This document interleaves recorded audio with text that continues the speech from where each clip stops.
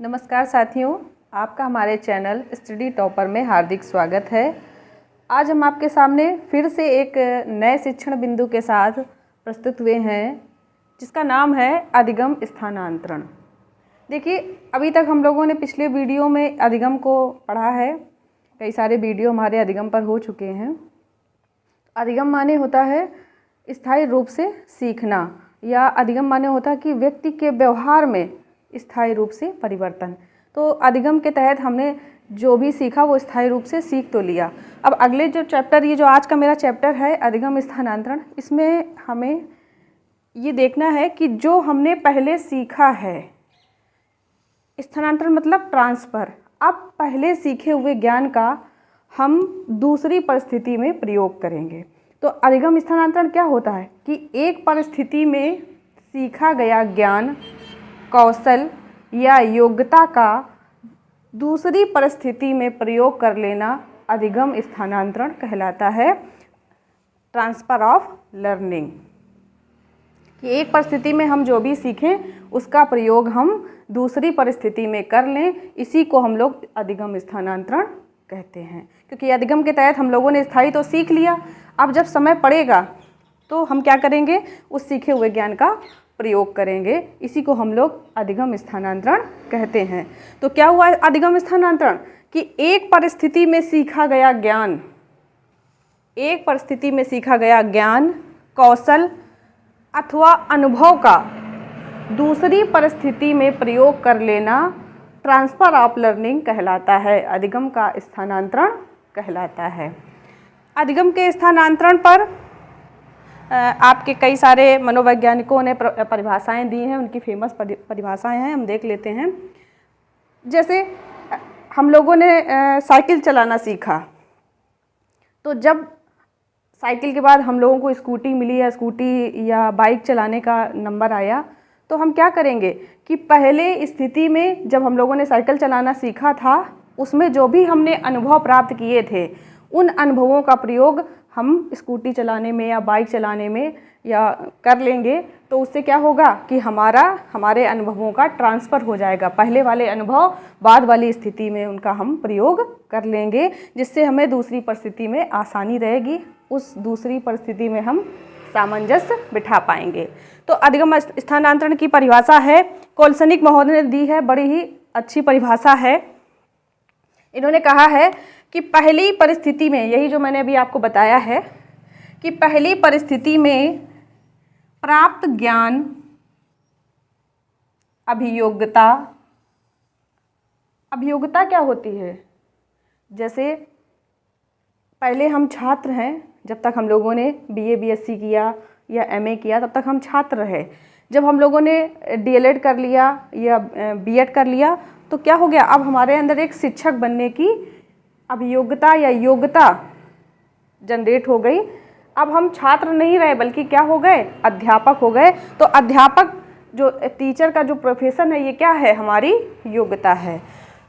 तो पहली परिस्थिति में प्राप्त ज्ञान, अभियोग्यता और कौशलों का, जो भी कौशल हम सीखते हैं, टाइपिंग सीखते हैं, तैराकी सीखते हैं या सिलाई सीखते हैं, कोई भी कौशल हम सीखते हैं, उन कौशलों का दूसरी परिस्थिति पर जब भी समय आए, जब भी हमारे सामने उसी तरह की कोई दूसरी परिस्थिति जनरेट हो, उसमें प्रयोग करना अधिगम का अंतरण कहलाता है। अधिगम का अंतरण कहलाता है। ये कोलसनिक महोदय की परिभाषा है। अगली परिभाषा आपकी अंडरवुड ने दी है। अंडरवुड महोदय ने क्या कहा है कि अधिगम अंतरण से अभिप्राय वर्तमान क्रियाओं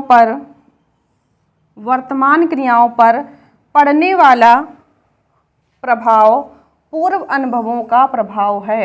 यानी आज हम जो भी कार्य कर रहे हैं, आज अगर मैं आपके सामने यहाँ प्रस्तुत हुई हूँ, मैं आपको पढ़ा रही हूँ, तो इसमें क्या है कि पूर्व अनुभवों का प्रभाव है। इससे पहले हमने अनुभव लिए हैं, इससे पहले हम टीचिंग करते आए हैं, उन्हीं के परिणाम स्वरूप आज हम आपके सामने टीचिंग कर पा रहे हैं। अगर हमने अनुभव ना लिए होते, अगर हमारे पास टीचिंग एक्सपीरियंस ना होता और डायरेक्टली हमको इस तरीके से ब्लैक बोर्ड पे खड़ा कर दिया जाता, तो क्या हम टीचिंग कर पाते?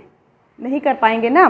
तो वर्तमान में आज हम जो क्रियाएं कर रहे हैं उनके पीछे कहीं ना कहीं हमारे पहले सीखा गया ज्ञान है, जो या पहले लिया गया अनुभव है, जो आज हम उसका प्रयोग कर रहे हैं।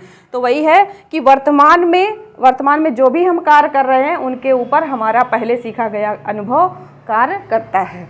अगला है आपका, पीटरसन महोदय ने कहा है कि अधिगम अंतरण अनुभवों का विनियोग है। विनियोग मतलब होता है उपयोग करना, उपयोग करना, विनियोग को हम लोग उपयोग भी कहते हैं। तो अधिगम अंतरण जो होता है, ट्रांसफर ऑफ लर्निंग जो होती है, वो क्या होती है? अनुभवों का उपयोग करना है। यानी पहले जो हमने अनुभव ले रखे हैं उन अनुभवों का आज वर्तमान की परिस्थिति में उनका प्रयोग कर ले। ये पीटरसन महोदय की बहुत ही छोटी और बहुत ही अच्छी परिभाषा है। कम शब्दों में उन्होंने सिखा दिया है कि ट्रांसफर ऑफ लर्निंग वही है जो पहले हमने सीखा है उसका वर्तमान में प्रयोग कर लेना, ट्रांसफर ऑफ लर्निंग है, अधिगम स्थानांतरण है। तो क्या है स्थानांतरण? कि पहली परिस्थिति में सीखा हुआ ज्ञान, कौशल या योग्यता या कार्य जो भी हमने सीखा है उसका दूसरी परिस्थिति में प्रयोग कर लेना अधिगम का स्थानांतरण कहलाता है। चलिए अब हम लोग देखते हैं कि अधिगम स्थानांतरण कितने प्रकार का होता है। जिसमें पहला प्रकार है आपका सकारात्मक स्थानांतरण, पॉजिटिव ट्रांसफर लर्निंग। दूसरा प्रकार है हमारा नकारात्मक स्थानांतरण, नेगेटिव ट्रांसफर ऑफ लर्निंग। और तीसरा प्रकार है हमारा शून्य स्थानांतरण, जीरो ट्रांसफर ऑफ लर्निंग। ये तीन मुख्यतः प्रकार हैं। पहला सकारात्मक स्थानांतरण, दूसरा नकारात्मक और तीसरा शून्य स्थानांतरण। अब सकारात्मक स्थानांतरण के 4 भाग होते हैं। कितने भाग होते हैं? 4 भाग होते हैं। पहला आपका है ऊर्ध्वाधर, या इसको हम लोग लंबवत भी कहते हैं, ऊर्ध्वाधर / लंबवत स्थानांतरण। इंग्लिश में इसको हम लोग कहते हैं वर्टिकल ट्रांसफर। आप लोग इंग्लिश जरूर याद करिए क्योंकि हिंदी में शब्द कई सारे होते हैं, तो उसमें ऊर्ध्वाधर की जगह लंबवत भी पूछ सकता है, लेकिन अंग्रेजी उनकी सेम रहती है, इसलिए अंग्रेजी भी ध्यान रखें अंग्रेजी में इसको क्या बोलते हैं। तो ऊर्ध्वाधर या लंबवत ट्रांसफर को हम लोग वर्टिकल ट्रांसफर बोलते हैं। दूसरा हमारा है क्षैतिज स्थानांतरण, इसको हम लोग हॉरिजॉन्टल ट्रांसफर बोलते हैं। तीसरा हमारा है पार्श्विक स्थानांतरण, जिसको हम लोग लेटरल ट्रांसफर बोलते हैं। क्या बोलते हैं? Lateral transfer. और चौथा हमारा है द्विपार्श्विक स्थानांतरण, जिसको हम लोग बोलते हैं बिलेटरल ट्रांसफर। अब इसी तरीके से नकारात्मक अधिगम स्थानांतरण के भी 2 प्रकार हैं। पहला है पूर्वलक्षी स्थानांतरण, जिसको हम लोग बोलते हैं इंग्लिश में रेट्रोएक्टिव नेगेटिव ट्रांसफर, रेट्रोएक्टिव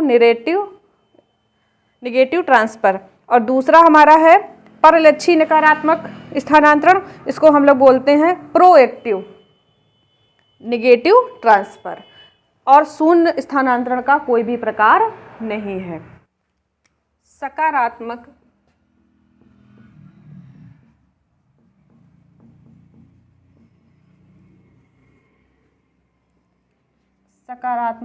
स्थानांतरण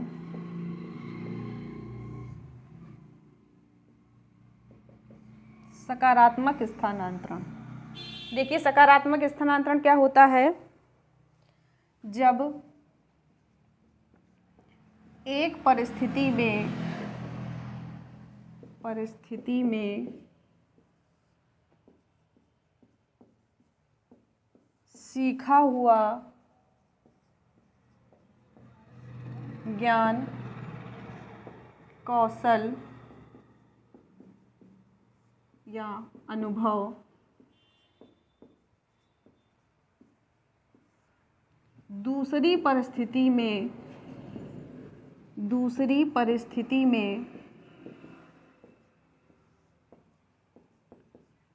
सहयोग प्रदान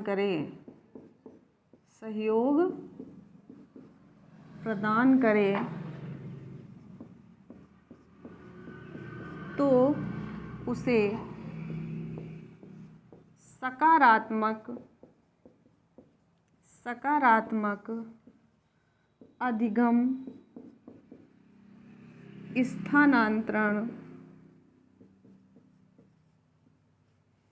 सकारात्मक अधिगम स्थानांतरण कहते हैं। जैसे जैसे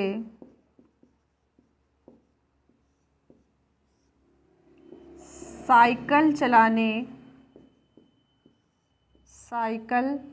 चलाने का अनुभव रखने वाला बाइक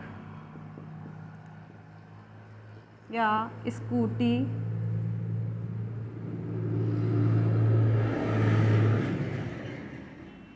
चलाने में पूर्व अनुभव का प्रयोग करता है।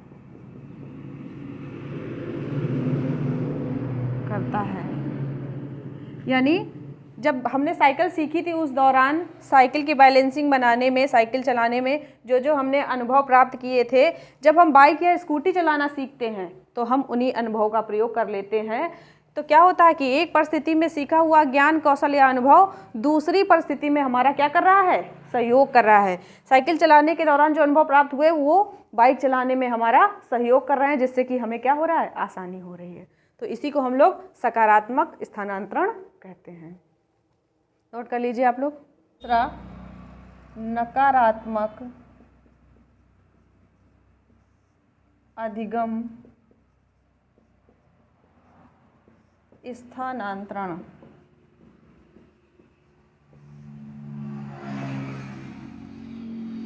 Negative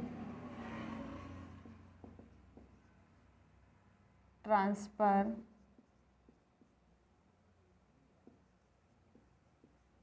of learning.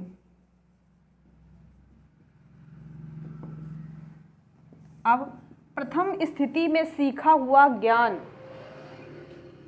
प्रथम परिस्थिति में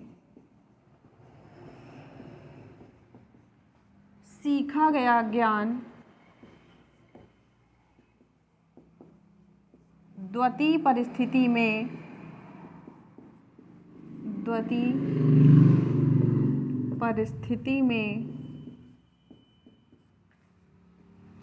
बाधा उत्पन्न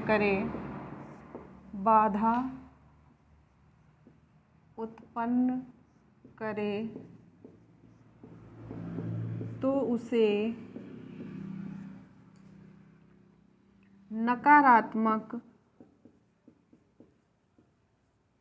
अधिगम स्थानांतरण कहते हैं। अधिगम स्थानांतरण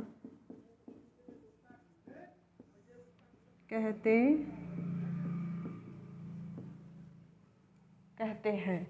जब प्रथम परिस्थिति में सीखा गया ज्ञान द्वितीय परिस्थिति में बाधा उत्पन्न करे तो उसे नकारात्मक अधिगम स्थानांतरण कहते हैं। जैसे अगर हमें भाषा या साहित्य का बहुत अच्छा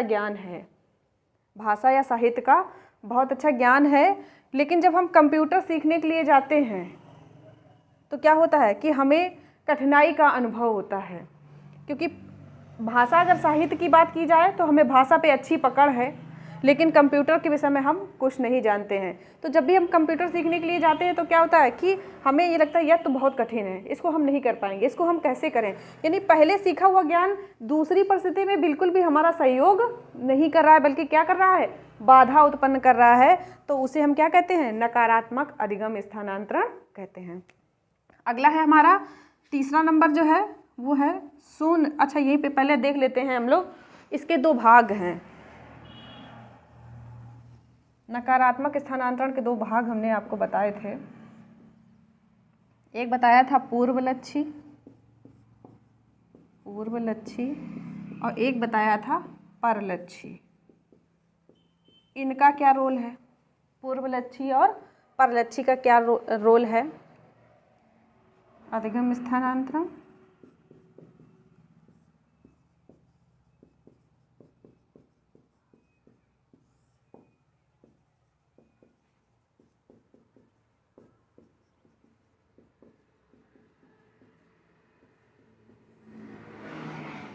देखिए, पूर्वलक्षी और परलक्षी अधिगम स्थानांतरण। पूर्वलक्षी क्या होता है, सॉरी यहाँ पे एक चीज़ और होगा, पूर्वलक्षी नकारात्मक, क्योंकि नकारात्मक के ही वो है ना, और परलक्षी नकारात्मक, नकारात्मक, ठीक है। पूर्वलक्षी यानी पहले जो ज्ञान हमने प्राप्त किया हो, और पहले जैसे हमने साहित्य का ज्ञान प्राप्त किया है और दूसरी बार हम कंप्यूटर या कोई टेक्निकल कोर्स करने के लिए जा रहे हैं, तो पहले जो हमने ज्ञान प्राप्त किया था, वो जो ज्ञान था वो ज़्यादा स्ट्रॉन्ग है, तो वो दूसरा जो भी हम ज्ञान प्राप्त करने के लिए जा रहे हैं, दूसरा कौशल अर्जन के लिए जा रहे हैं, तो उसमें वो बाधा उत्पन्न कर रहा है। यही तो हमने नेगेटिव में बताया है कि पहला वाला पूर्व माने पहला वाला बाधा कब उत्पन्न करता है, जब ज़्यादा ताकतवर हो, ज़्यादा स्ट्रांग हो, है ना। तो दूसरा ज्ञान जो हम लेने के लिए जा रहे हैं, दूसरा अनुभव जो लेने जा रहे हैं, उसमें क्या है, बाधा उत्पन्न करेगा, क्योंकि पहले वाले का ज्ञान हमें बहुत अच्छा है, वो दूसरे वाले ज्ञान पर जो है वो हावी हो रहा है, और दूसरा वाला ज्ञान जो है वो हमें सीखने नहीं दे रहा है, दूसरा कम प्रभावी हो रहा है। तो ये होता है क्या, पूर्वलक्षी, जिसमें पहले सीखा हुआ ज्ञान जो होता है वो ज़्यादा प्रभावी होता है, इसलिए वो नवीन ज्ञान में बाधा उत्पन्न करता है। अगला हमारा है परलक्षी। परलक्षी में क्या होता है कि अब जो नवीन ज्ञान हम ले रहे हैं, जो भी हम नया सीख रहे हैं, वो ज़्यादा प्रभावी हो जाए और पहले जो हमने ज्ञान लिया है वो उसको कम कर दे। जैसे कोई कविता अगर हम पढ़ते हैं, तो जब हम दूसरी कविता पढ़ें, दूसरी कविता उदाहरण के लिए कहें, जब अगर हम कविता पढ़ रहे हैं, जैसे दूसरी पढ़ी गई कविता पहले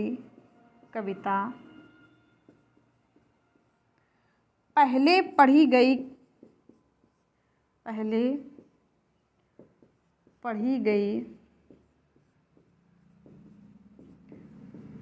कविता की प्रभावशीलता कम कर दे,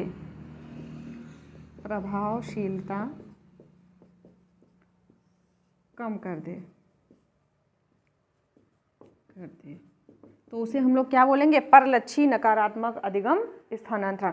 यानी हमने हमारे टीचर ने हमको पहले पढ़ाया, या पहले जो मान लीजिए हमने इससे पहले वाला जो लेक्चर दिया, आज वाला लेक्चर अगर हमारा ज़्यादा प्रभावी हो जाए, आप इसमें ज़्यादा अच्छी तरीके से अधिगम कर लें, आपको इसमें ज़्यादा इंटरेस्ट आने लगे और आप पिछला वाला भूल जाएं, तो यहाँ क्या होगा, परलक्षी नकारात्मक अधिगम स्थानांतरण होगा, कि बाद वाले जो घटना हो वो पहले वाली घटना को भुला दे, पहले वाली घटना को कम प्रभावी कर दे, उसे हम लोग परलक्षी नकारात्मक अधिगम स्थानांतरण कहते हैं। और इसमें क्या है कि पहले वाला, जैसे मान लीजिए पहले जो हमने पढ़ा है, पहले का जो हमारा लेक्चर है वो इतना ज़्यादा प्रभावी हो कि बाद में जब हम पढ़ें तो बाद वाला हमारे समझ में ना आए, या पहले वाले का ही प्रभाव कि हाँ पहले बहुत अच्छा था। इस तरीके से मान लीजिए हम बाज़ार से कोई सामान लेने के लिए गए हैं, तो हम कोई ड्रेस लेकर के आए हैं, दूसरी हमारे यहाँ कोई शादी पार्टी हुई है, दोबारा हमें फिर जाने को हुआ, तो दूसरी बार जब हम कपड़े खरीद रहे हैं तो हमें कोई चीज़ पसंद ना आना, इसका मतलब है कि पहले वाले ने हमारे ऊपर प्रभाव ज़्यादा डाल दिया है, जिसके कारण हमें नई वस्तु पसंद नहीं आ रही है। तो ये क्या है, नकारात्मक अधिगम स्थानांतरण है पूर्वलक्षी। और परलक्षी में क्या है कि वो पहले वाली चीज़ को कम प्रभावी कर देता है, और वर्तमान में जो हम ज्ञान ले रहे हैं वो ज़्यादा प्रभावी हो जाता है, उसको परलक्षी कहते हैं। ऊर्ध्वाधर या लंबवत कहते हैं।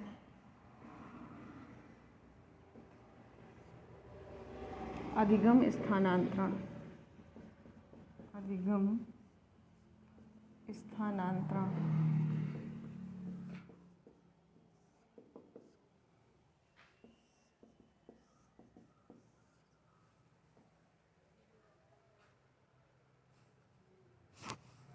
इसमें होगा कि निम्न कक्षाओं में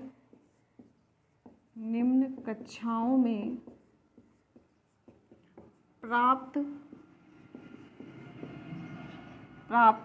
किया गया ज्ञान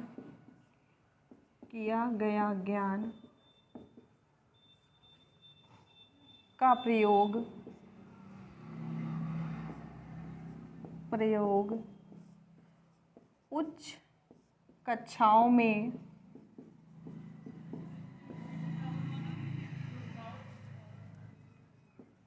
कर लेना ऊर्ध्वाधर या लंबवत स्थानांतरण के अंतर्गत आता है।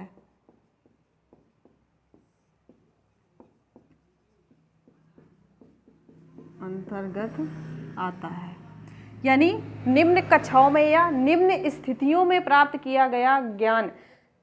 कोई समस्या हमारे सामने आई, लेकिन वो समस्या बहुत ज़्यादा बड़ी नहीं थी, उस समस्या का हमने समाधान कर लिया। उसी के समान अगर कोई दूसरी समस्या हमारे सामने आती है और हम पूर्व में किए गए अनुभव का प्रयोग उस समस्या को सुलझाने में कर लेते हैं। पहली वाली समस्या हमारी छोटी थी और बाद वाली समस्या हमारी बड़ी है, लेकिन उस छोटी समस्या का समाधान करते वक्त जो हमें अनुभव मिले थे, उन अनुभवों का प्रयोग हम बड़ी समस्याओं को हल करने में अगर कर लेते हैं तो वो आपकी ऊर्ध्वाधर या लंबवत अधिगम स्थानांतरण के अंतर्गत आती है। इस तरीके से होता है लंबवत। ये पहली स्थिति है और ये दूसरी स्थिति है ना। जैसे प्राइमरी कक्षाओं में हमने जो वर्णमाला का ज्ञान लिया था, जो अल्फ़ाबेट्स का ज्ञान लिया था, या जो काउंटिंग पढ़ी थी, पढ़े थे, उनका प्रयोग हम अभी भी करते हैं ना, उच्च कक्षाओं में भी तो कर लेते हैं। जैसे एक 10वीं का छात्र जो है, 10वीं का छात्र, कक्षा 10 का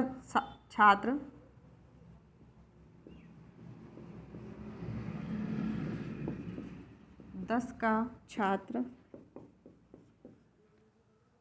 जो गणित पढ़ रहा है, छात्र जो गणित पढ़ रहा है,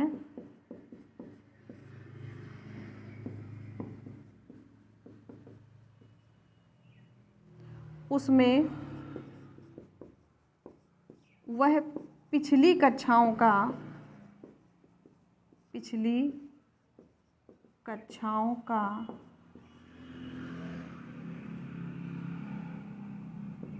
के गणित के अनुभवों का प्रयोग कर ले।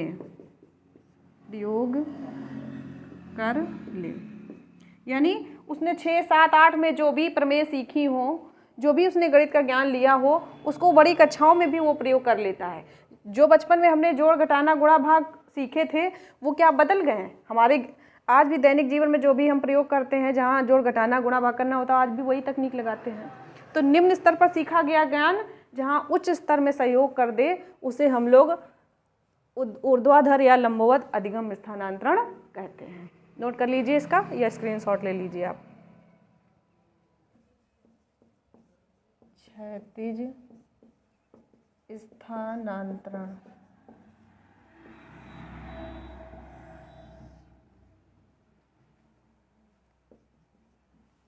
क्षैतिज स्थानांतरण, देखिए क्षैतिज स्थानांतरण जो होता है वो होता है कि एक परिस्थिति में सीखा हुआ ज्ञान, एक परिस्थिति में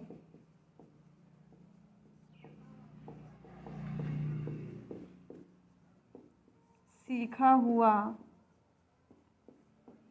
ज्ञान, एक परिस्थिति में सीखा हुआ ज्ञान उसी के समान मिलती जुलती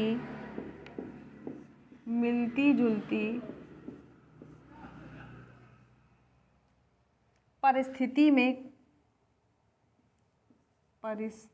में प्रयोग कर ले या प्रयोग आ जाए तो उसे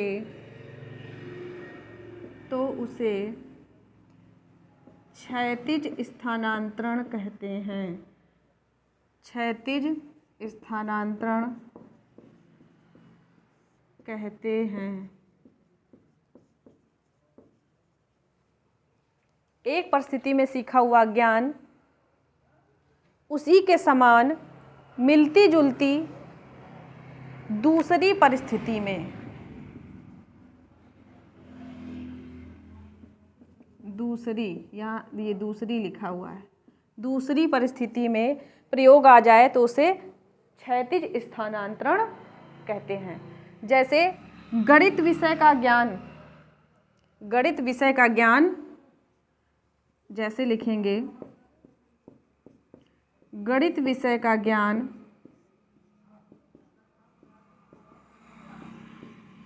गणित विषय का ज्ञान भौतिक विज्ञान में, भौतिक विज्ञान में प्रयोग कर लेना, भौतिक विज्ञान के न्यूमेरिकल कर लेना। भौतिक विज्ञान के गणित विषय का जो ज्ञान अगर आपके पास है तो भौतिक विज्ञान के न्यूमेरिकल आप आसानी से सॉल्व कर सकते हो। तो दोनों एक है नहीं, लेकिन इस परिस्थिति का सीखा हुआ ज्ञान दूसरी परिस्थिति में हम प्रयोग कर पा रहे हैं, तो इसी को हम कहते हैं क्षैतिज स्थानांतरण। जैसे जिन लोगों को हिंदी की वर्णमाला आती है उन लोगों को संस्कृत की वर्णमाला समझने में आसानी रहती है, क्योंकि एक परिस्थिति में सीखा हुआ ज्ञान दूसरी परिस्थिति में वो प्रयोग कर पा रहे हैं, जबकि वो दोनों विषय समान नहीं हैं। फिर भी नोट कर लीजिए आप लोग। अगला है हमारा पार्श्विक स्थानांतरण।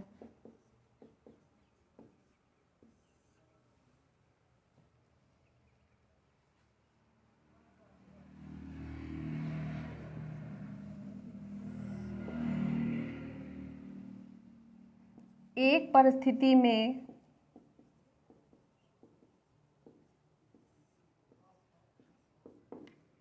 सीखा गया ज्ञान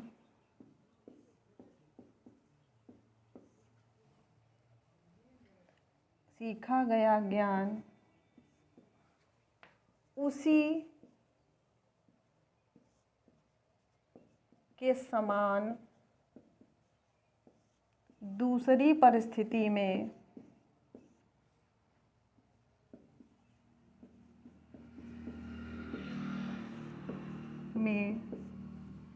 प्रयोग कर लिया जाए,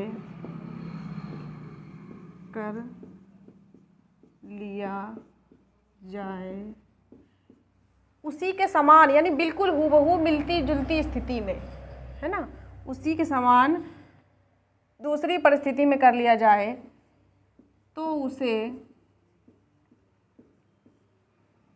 पार्श्विक स्थानांतरण कहते हैं।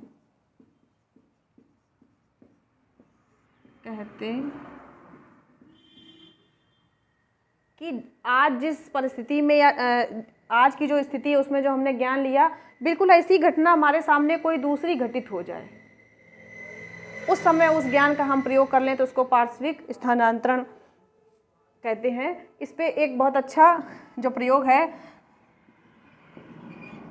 जैसे जो आपके कोहलर महोदय हैं, गेस्टाल्टवादी हैं कोहलर महोदय, उन्होंने जो चिंपैंजी पे अपना प्रयोग किया था, तो उसमें चिंपैंजी को एक रूम में बंद कर दिया गया था और वहाँ ऊपर केले लटका दिए गए थे, वहीं एक कोने में बॉक्स जमा कर दिए गए।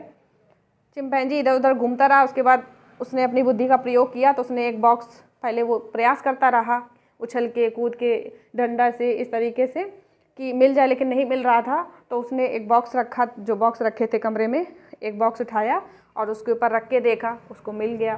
तो जब ऐसी परिस्थिति उसके सामने दोबारा उत्पन्न की कोहलर महोदय ने, उस टाइम क्या था कि ऊंचाई और ज़्यादा बढ़ा दी गई थी जिसपे 2-3 बॉक्स रखने थे, तो क्या हुआ, पहली परिस्थिति में उसने जो अनुभव लिए थे, दूसरी परिस्थिति जब सेम उसके सामने उसी तरीके की आई तो उसने अपना उसी अनुभव का प्रयोग कर लिया कि यहाँ पे एक बॉक्स रखा था तब हम पहुँच पाए थे, तो उसने पहले एक रखा, देखा नहीं मिला तो 2-3 उठा के रख लिए और उसके बाद अपने गंतव्य स्थान तक पहुँच गया और केले उतार लिए।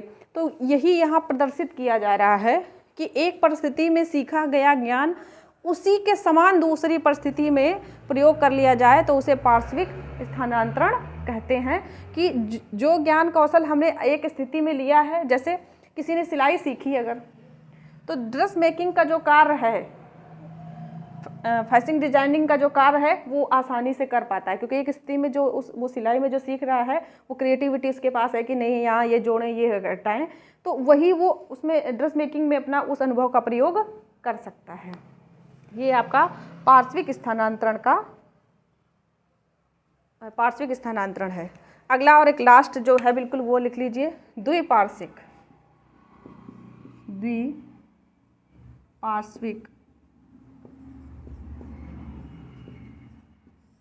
अधिगम स्थानांतरण।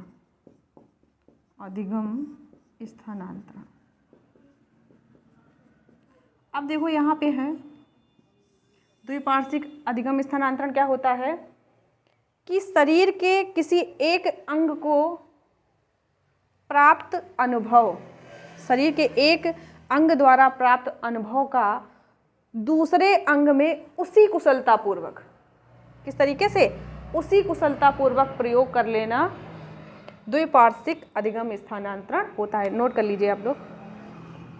शरीर के किसी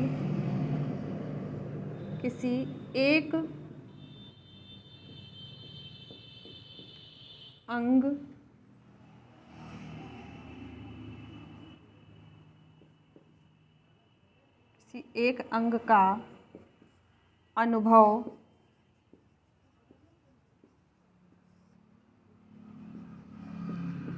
दूसरे अंग द्वारा उसी कुशलता से प्रयोग कर लेना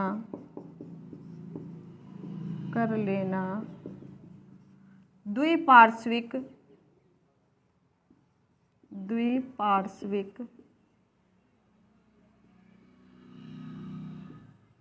अधिगम स्थानांतरण कहलाता है। स्थानांतरण कहलाता है।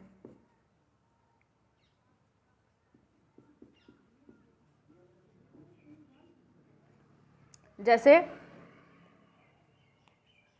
कोई व्यक्ति है वो दाएं हाथ से लिखता है, कोई समस्या अगर उसको आ जाए तो वो बाएं हाथ से उसी कुशलतापूर्वक अपना कार्य करने लगे, तो ये क्या होता है, द्विपार्श्विक अधिगम स्थानांतरण। बहुत से लोग होते हैं कि कोई घटना उनके साथ या दुर्घटना उनके साथ घटित हो गई, उसमें मान लीजिए उनके दोनों हाथ चले गए, तो क्या वो व्यक्ति भूखा मर जाता है? नहीं होता ना। तो हाथ के द्वारा कैसे कार्य किया जाता है, उसी कुशलता का प्रयोग वो अपने पैरों के द्वारा करने लगता है। ऐसे बहुत सी वीडियो में देखने के लिए मिलते हैं, हम लोग फेसबुक पे या इंस्टा पे देखते हैं कि उनमें या कोई टैलेंट शो होता है, उसमें देखते हैं कि उनके हाथ ही नहीं है या उनके पैर नहीं है। एक मैंने देखा था डांस कंपटीशन का वीडियो आ रहा था, उसमें एक महिला थी, उसका जो कमर के नीचे का पूरा धड़ ही नहीं था, मतलब उसके दोनों पैर थे ही नहीं, बिल्कुल नहीं थे, लेकिन फिर भी वो डांस करती थी। मतलब वो अपने पैरों का जो कार्य था वो हाथों के द्वारा करती थी, हाथों की सहायता से वो डांस कर रही थी, इतना अच्छा डांस कर रही थी क्योंकि इतने बड़े मंच पर वो आई थी। तो यही होता है द्विपार्श्विक अधिगम स्थानांतरण, जहाँ शरीर के किसी एक अंग का अनुभव शरीर का दूसरा अंग उसी कुशलतापूर्वक कर ले, उससे द्विपार्श्विक अधिगम स्थानांतरण कहते हैं। अधिगम स्थानांतरण के सिद्धांत देखिए, सिद्धांत या नियम क्या होते हैं। जैसे हम लोग पढ़ते हैं अधिगम के नियम, अधिगम के सिद्धांत, तो अधिगम के सिद्धांत या नियम क्या होते हैं, इनके द्वारा होता क्या है, हम लोग पढ़ तो लेते हैं, अभी तक पढ़ते चले आ रहे हैं। क्या होता है, इनके द्वारा हमारे कब, क्यों, कैसे, इनका उत्तर प्राप्त होता है कि अधिगम स्थानांतरण कब होता है, अधिगम स्थानांतरण क्यों होता है और अधिगम स्थानांतरण कैसे होता है। तो कब, क्यों, कैसे, ये जिज्ञासु प्रश्न होते हैं ना, कि जैसे मान लो हमने पूरा चैप्टर पढ़ लिया कि ट्रांसफर ऑफ लर्निंग का, तो अधिगम स्थानांतरण कब होता है, क्यों होता है, कैसे होता है, ऐसे प्रश्न आते हैं, विचार आते हैं। तो इन सब विचारों की शांति के लिए, इन जिज्ञासाओं की शांति के लिए ही इन सिद्धांतों का या नियमों का निर्माण किया जाता है। तो आइए देखते हैं कि अधिगम स्थानांतरण के सिद्धांत कौन कौन से हैं। ये 6 सिद्धांत हैं, मैंने यहाँ पे नोट किए हैं। पहला सिद्धांत है आपका समान तत्वों का सिद्धांत। कौन सा है? समान तत्वों का सिद्धांत। दूसरा है हमारा सामान्यीकरण का सिद्धांत। तीसरा है हमारा समान या विशिष्ट तत्वों का सिद्धांत। चौथा है हमारा समग्रता का सिद्धांत। और पांचवा है मानसिक शक्तियों का सिद्धांत। और छठा है मूल्यों के अभिज्ञान का सिद्धांत। आइए क्रम बाय क्रम देखते हैं। सबसे पहले इम्पॉर्टेंट ये है, पूछा ऐसे जाता है कि समान तत्वों का सिद्धांत, अधिगम स्थानांतरण में समान तत्वों का सिद्धांत किसने दिया? क्वेश्चन ऐसे आता है परीक्षा में, अधिगम स्थानांतरण में समान तत्वों का सिद्धांत किसने दिया? तो किसने दिया? थॉर्नडाइक महोदय ने दिया। किसने दिया? थॉर्नडाइक महोदय ने दिया। अब इन्होंने अपने इस सिद्धांत में क्या कहा? समान तत्वों के सिद्धांत में क्या कहा? इन्होंने कहा कि जब कोई विषय वस्तु के तत्व या प्रकृति समान होती है तो हम आसानी से उन्हें एक दूसरे से जोड़ सकते हैं, एक दूसरे से जोड़कर पढ़ सकते हैं। यानी एक परिस्थिति में सीखा हुआ ज्ञान दूसरी परिस्थिति में प्रयोग में तब लाने पर ज़्यादा प्रभावी होता है जब उनके जो तत्व होते हैं वो समान होने चाहिए। कैसे होने चाहिए? समान होने चाहिए। उनकी जो प्रकृति है वो समान होनी चाहिए, तो अधिगम स्थानांतरण आसानी से हो जाता है। जैसे मैथ का जो स्टूडेंट है वो अपनी गणितीय कौशल का प्रयोग फिजिक्स विषय में कर लेता है, क्योंकि गणित का और भौतिक विज्ञान के जो तत्व हैं वो समान हैं। क्योंकि भौतिक विज्ञान में भी न्यूमेरिकल आते हैं, मैथ का आता है। या जैसे सांख्यिकी ले लें तो सांख्यिकी में भी मैथ होती है, मैथ का प्रयोग करना पड़ता है। तो गणित हुआ आपका, गणित हुआ प्लस भौतिक विज्ञान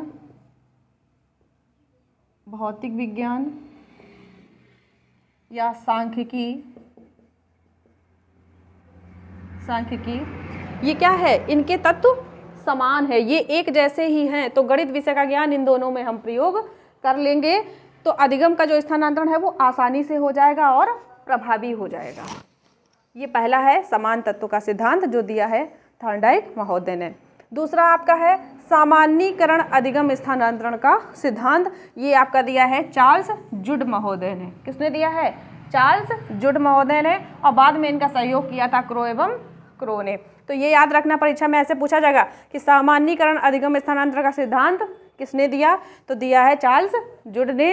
और इनके सहयोगी कौन है? क्रो एवं क्रो। अब इन्होंने क्या कहा? सामान्यीकरण अधिगम क्या होता है?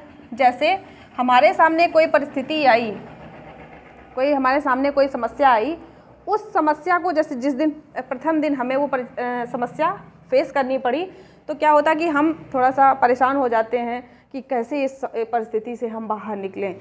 तो ये जुड महोदय क्या कहते हैं कि जो भी आपके पास समस्या है या जो भी परिस्थिति उत्पन्न हुई है, उस परिस्थिति का पहले आप सामान्यीकरण कर लीजिए, यानी उसको सामान्य कर लीजिए, थोड़ा विचार कर लीजिए कि हम इस परिस्थिति से कैसे निकलें। और जब उसको आप सामान्य कर लेंगे, जब उसमें तो क्या होगी? सरलता हो जाएगी। उस परिस्थिति से निकलने में आपको सरलता हो जाएगी और आसानी से आप उस परिस्थिति से निकल जाएंगे। और उसके बाद अगर इसी तरीके की कोई परिस्थिति आपके सामने दोबारा जनरेट होती है तो आप अपने अधिगम का स्थानांतरण कर पाएंगे। तो इनका मेन कहना यही है कि आपके सामने कोई भी परिस्थिति अगर आती है तो पहले उस स्थिति को सामान्य करने का प्रयास करिए। यानी एकदम उस चीज़ को हवा ना बनाइए, उस चीज़ के विषय में थोड़ा सा विचार करिए कि हाँ, हम कौन कौन से प्रयास करें जिससे इस परिस्थिति को सही कर सकें। तो यही होता है आपका सामान्यीकरण अधिगम का सिद्धांत जो आपका चार्ल्स जुड ने दिया था। अगला है आपका सामान्य या विशिष्ट तत्वों का सिद्धांत। ये आपका स्पीयरमैन ने दिया था। परीक्षा में प्रश्न ऐसे पूछ सकता है कि सामान्य या विशिष्ट तत्वों का अधिगम स्थानांतरण का सिद्धांत किसने दिया? तो दिया किसने है? स्पीयरमैन ने। इन्हीं ने ही बुद्धि का द्वितत्व सिद्धांत दिया है। बुद्धि का द्वितत्व सिद्धांत किसने दिया? स्पीयरमैन ने। अभी बुद्धि पढ़ाएंगे जब। द्वितत्व सिद्धांत स्पीयरमैन ने दिया। द्वितत्व कहें, द्विखंड कहें, सिद्धांत स्पीयरमैन ने दिया। इन्होंने बुद्धि के 2 तत्व बताए हैं। ये 2 तत्व बताए हैं। एक बताया है जी फैक्टर और एक बताया है एस फैक्टर। जी मतलब जर्नल, एस मतलब स्पेशल। जी फैक्टर मतलब जर्नल और ये है स्पेशल। स्पेशल 2 प्रकार की बुद्धि हमारे अंदर थी। जर्नल को मतलब सामान्य बुद्धि, सामान्य बुद्धि। जी फैक्टर को क्या बोलते हैं? सामान्य बुद्धि। और एस फैक्टर को बोलते हैं विशिष्ट बुद्धि। विशिष्ट बुद्धि। ये 2 फैक्टर उन्होंने बताए। यही 2 तत्व यहाँ पर हैं, सामान्य या विशिष्ट तत्वों का सिद्धांत। इन्होंने क्या कहा कि जब हम जैसे गणित पढ़ते हैं, कोई साहित्य पढ़ते हैं, हिंदी, इंग्लिश, उसमें संस्कृत में कोई भी साहित्य पढ़ा हमने, या हम भौतिक विज्ञान या तर्कशास्त्र कुछ भी पढ़ते हैं, तो वो किसके अंतर्गत पढ़ते हैं? सामान्य बुद्धि के अंतर्गत। सामान्य बुद्धि में हम उसका प्रयोग करते हैं। लेकिन जब हम कोई कौशल सीखते हैं, जैसे साइकिल चलाना, तैराकी करना, संगीत सीखना, नृत्य सीखना, चित्रकारी करना, पत्रकारी करना, तो वो हमारे किसके अंतर्गत आएगी? विशिष्ट बुद्धि के अंतर्गत आती है। अब इन्होंने यहाँ पे बताया कि हम सिर्फ एक फैक्टर का स्थानांतरण कर सकते हैं। जो हमने जो ये आपके विषय पढ़े हैं, गणित पढ़ी है, विज्ञान पढ़ी है और आपके हिंदी, इंग्लिश पढ़ी है, इन विषयों का अधिगम स्थानांतरण हम आसानी से कर सकते हैं, जबकि विशिष्ट विषयों का या विशिष्ट कौशलों का स्थानांतरण करने में हमें समस्या आती है। विशिष्ट कौशलों का स्थानांतरण नहीं किया जा सकता। क्यों? क्योंकि हम उसका स्थानांतरण तभी कर पाएंगे जब सामने वाले की बुद्धि में भी वही तत्व पाया जाएगा, यानी वही योग्यता उसके अंदर, वही कौशल पाया जाना चाहिए। उसे भी इंटरेस्ट होना चाहिए डांस में, अगर हम उसे डांस सिखाना चाह रहे हैं, उसे भी इंटरेस्ट होना चाहिए तैराकी में। ये जो कोई भी कौशल जो है, टाइपिंग है, कंप्यूटर है, टेक्निकल है, किसी में भी जब तक उसका इंटरेस्ट नहीं है तब तक आप अधिगम का स्थानांतरण नहीं कर सकते हैं। लेकिन जो सामान्य तत्व होते हैं, सामान्य जो विषय होते हैं, उनका स्थानांतरण हम आसानी से कर सकते हैं। ये आपका सामान्य या विशिष्ट तत्वों का सिद्धांत हुआ। अगला है हमारा समग्रता का सिद्धांत। इसे हम लोग पूर्णता का सिद्धांत भी कहते हैं। पूर्णता का किसने दिया? कोहलर महोदय ने दिया। कौन थे ये कोहलर? गेस्टाल्टवादी हैं। गेस्टाल्टवादी कौन कौन से हैं गेस्टाल्टवादी? कोहलर, कोफका और वर्दीमर, ये लोग गेस्टाल्टवादी हैं। समग्रता का या पूर्णता का सिद्धांत इन्होंने दिया है। अभी मैंने बताया पीछे, इन्होंने ही चिंपैंजी पर प्रयोग किया था अपना। समग्रता का सिद्धांत या पूर्णता का सिद्धांत क्या होता है? सूझ द्वारा सीखना। सूझ द्वारा सीखना। हमारे सामने कोई परिस्थिति जनरेट हुई और उस परिस्थिति से निकलने के लिए हमने जो जो तकनीकी लगाई, अपनी बुद्धि का प्रयोग करके उस परिस्थिति को जल्दी से सॉल्व कर लिया, या उस परिस्थिति को सॉल्व करने में हमने जिस सूझ का प्रयोग किया, उसका ट्रांसफ़र हम दोबारा उसी प्रकार की अगर कोई परिस्थिति जनरेट होती है तो अपनी उसी सूझ का प्रयोग हम कर लेते हैं। जैसे उस मनुष्य ने किया था जिस पर कोहलर ने प्रयोग किया था कि पहली बार में उसे एक बॉक्स रखने पर ही केले मिल गए थे, और दोबारा जब उसी प्रकार की परिस्थिति उसके सामने रखी गई तो उसने 2-3 बॉक्स रख के वहाँ पर पहुँच गया। तो वही ये कहते हैं कि सूझ द्वारा सीखना। अगर आपके सामने कोई परिस्थिति आती है, आपने उसमें अपनी सूझबूझ का प्रयोग कर लिया, अपनी बुद्धि का प्रयोग कर लिया, तो आगे जब भी कभी वैसी ही परिस्थिति आएगी तो आपका पहले जो सीखा गया ज्ञान है, पहले जो सीखा गया अनुभव है, वो उसमें कार्य करेगा। अगला है मानसिक शक्तियों का सिद्धांत। मानसिक शक्तियाँ कौन कौन सी होती हैं, पहले ये देख लीजिए। कौन कौन सी मानसिक शक्तियाँ हमारे मस्तिष्क में पाई जाती हैं? जैसे बुद्धि पाई जाती है, स्मृति और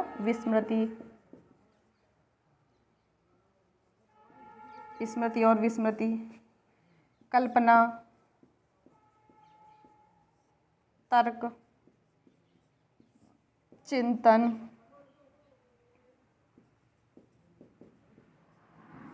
ये मानसिक योग्यताएं हैं। तो ये मानसिक शक्तियों का सिद्धांत ये कहता है कि ये मानसिक शक्तियां हैं और ये कोई आपस में एक सी नहीं है, सब एक दूसरे से विपरीत हैं। इसलिए इनका अलग अलग प्रशिक्षण होना चाहिए कि बुद्धि का विकास कैसे हो, उसके लिए कौन से कार्य करने हैं, स्मृति हमारी कैसी रहे, विस्मृति जो है वो कैसी हो, कल्पना जो है, कल्पना का स्तर कैसा हो, तर्क कैसा हो, चिंतन कैसा हो, सृजनात्मकता कैसी हो। तो ये मानसिक शक्तियाँ हैं और इन मानसिक शक्तियों का अलग अलग विकास किया जाना चाहिए। अगला आपका है मूल्यों के अभिज्ञान का सिद्धांत।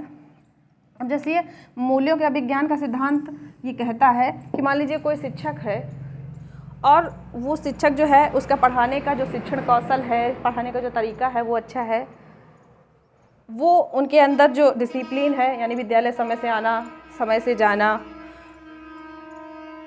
उनका जो विद्यालय आना जाना है वो अच्छा है, उनके अंदर अच्छे मूल्यों को विकास, उनके गुण जो हैं वो अच्छे हैं, जैसे वो ईमानदार हैं, दयालु हैं।